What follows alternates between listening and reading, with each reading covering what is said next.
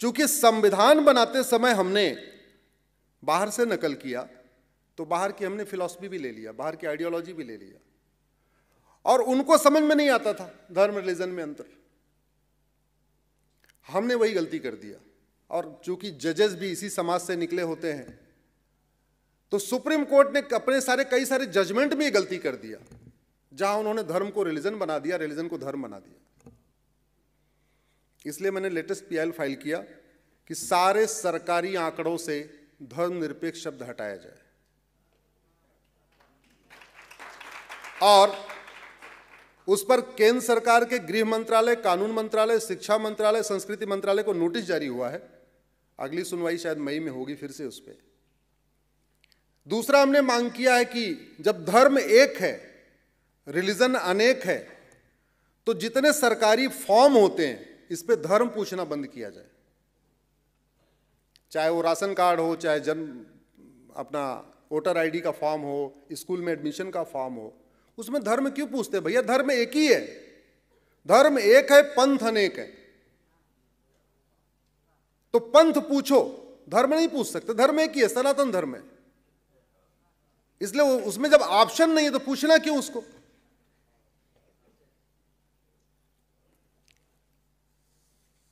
अब सब नर करहि परस्पर प्रीति और चलहि स्वधर्म।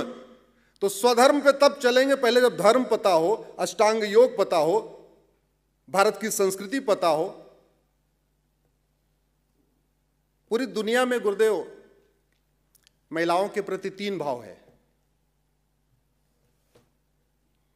एक यूरोप वाला भाव, एक अरब वाला भाव, एक भारत का भाव। अरब का भाव यह है कि महिला प्राइवेट प्रॉपर्टी है, हमारी उपभोग की वस्तु है। चूंकि ये प्राइवेट प्रॉपर्टी तो दिखनी नहीं चाहिए, इसलिए ऊपर से नीचे तक उसको ढक दिया। पश्चिम का भाव है महिला उपभोग की वस्तु है लेकिन पब्लिक प्रॉपर्टी है, इसलिए पूरा खोल दिया ऊपर से नीचे तक। तीसरा भाव हमारा है नारी तु नारायणी, यत्र नारस्तु पूज्यते रमन्ते तत्र देवता। और यह भाव आया कैसे? यह भाव इसलिए आया कि हमारे पूर्वजों ने सोचा होगा यार सबसे ज्यादा त्याग तो महिला करती है। अरे अपने माता पिता को छोड़ती है, अपने भाई को छोड़ती है, अपना जन्मस्थान छोड़ती है, अपना खेत खलिहान छोड़ती है, अपनी सखियों को छोड़ती है, सब कुछ छोड़ के आती है।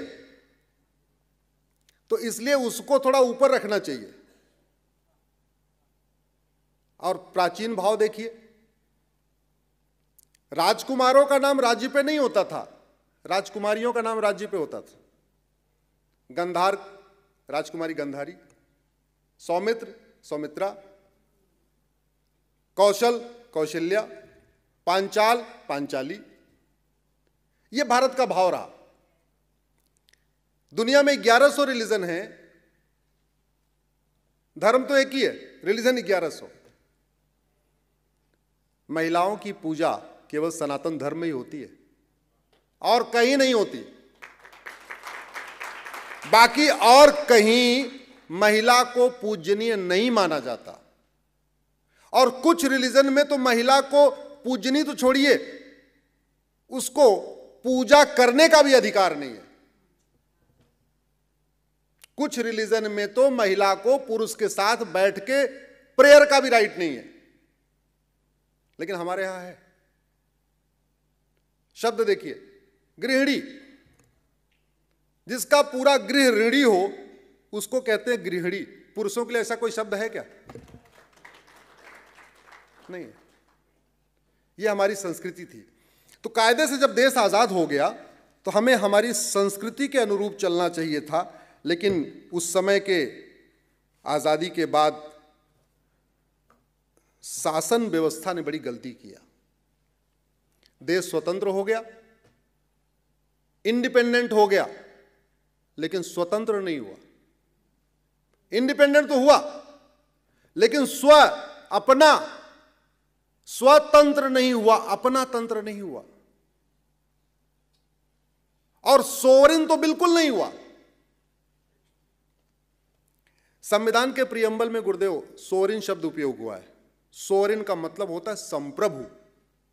संप्रभु का मतलब न गुलामी का नाम हो, न गुलामी का निशान हो, न गुलामी की परंपरा हो, न गुलामी की कुरीतियां हो, न गुलामी के रीति रिवाज हो, न गुलामी की पुलिस व्यवस्था हो, न गुलामी की शिक्षा व्यवस्था हो, न गुलामी की प्रशासनिक व्यवस्था हो, न गुलामी की न्यायिक व्यवस्था हो, न गुलामी का टैक्स सिस्टम हो। सब कुछ हमारा होना चाहिए, स्वतंत्र हमारा तंत्र होना चाहिए। लेकिन हुआ नहीं। हमने जो पहले चल रहा था सेकुलरिज्म के बहाने वो कंटिन्यू किया, और बाकी तो छोड़िए, इवन नामों को भी नहीं बदला। किसी व्यक्ति को गुलामी की मानसिकता में रखने का एक ही तरीका है कि अगर किसी के घर में उसके माता पिता के साथ कुछ गलत हुआ हो, वो फोटो आप टांग दो, बच्चा देखता रहेगा, ये टंगा हुआ है टंगा हुआ है, वो गुलामी की मानसिकता में रहेगा। जैसे हाथी है, बचपन में मोटी चेन लगा देते हैं, बड़े होने पे पतली चेन लगाते, तभी हाथी तोड़ता नहीं। क्यों? कि उसको दिमाग में आ गया, नहीं हम तो गुलाम है गुलाम है गुलाम है। हम 1947 में आज़ाद हुए, चीन हमसे 2 साल के बाद आज़ाद हुआ। हम अंग्रेज़ों के गुलाम थे, चीन जापान का गुलाम था। 1949 में चीन आज़ाद हुआ, और 1950 में पूरे चीन में न जापानियों के नाम पे कोई सड़क, न कोई मोहल्ला, न कोई उनकी मूर्ति, न कोई पत्थर, कुछ नहीं। 1 साल के अंदर